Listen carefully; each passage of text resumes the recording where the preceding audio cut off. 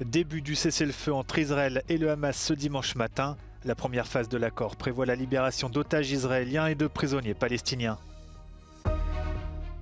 À quelques jours de son investiture, Donald Trump s'est entretenu par téléphone avec le président chinois Xi Jinping vendredi.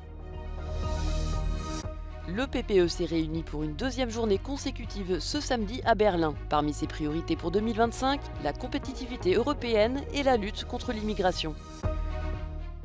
En Espagne, un accident de télésiège a fait une trentaine de blessés, dont certains très graves, samedi.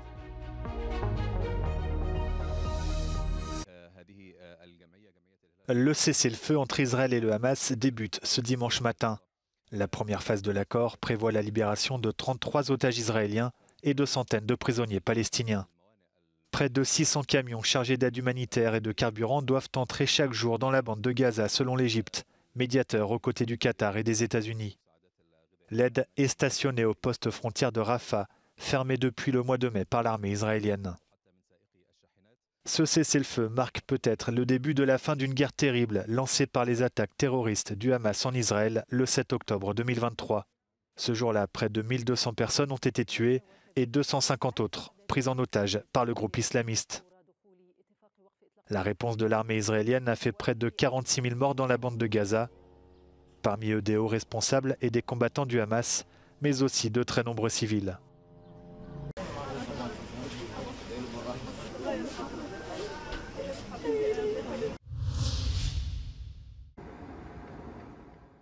À quelques jours de son investiture, Donald Trump s'est entretenu par téléphone avec le président chinois Xi Jinping vendredi. Les deux hommes ont entre autres parlé de commerce, de fentanyl et de TikTok, selon le président élu américain qui évoque un échange positif. Pékin se félicite également de cet entretien et se dit prêt à améliorer ses relations avec Washington. Durant son prochain mandat, Donald Trump devra gérer l'épineuse question de Taïwan. Sur ces images, une délégation de 8 parlementaires taïwanais en partance pour Washington, où ils assisteront lundi à la cérémonie d'investiture. La Chine, qui considère que Taïwan lui appartient, demande aux États-Unis d'approcher la question avec prudence, selon les termes du communiqué publié après l'entretien. Reste à savoir aussi si Donald Trump mettra à exécution ses menaces d'imposer des droits de douane plus élevés sur les produits importés de Chine.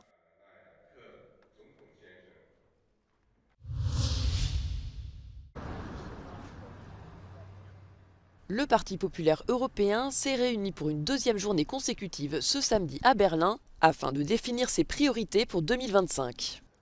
Parmi les sujets abordés, la réduction de la bureaucratie européenne que préconise Friedrich Merz, le leader conservateur de la CDU.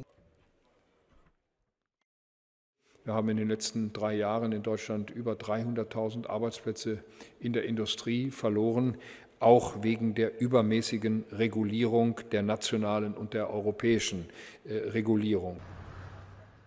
Également présente à ce sommet, la présidente de la Commission européenne Ursula von der Leyen a fait l'éloge de la Suède et de l'Italie pour avoir freiné l'immigration clandestine. Dans un communiqué, le PPE a déclaré vouloir lutter contre les réseaux de passeurs en renforçant les contrôles aux frontières et en élargissant les partenariats méditerranéens.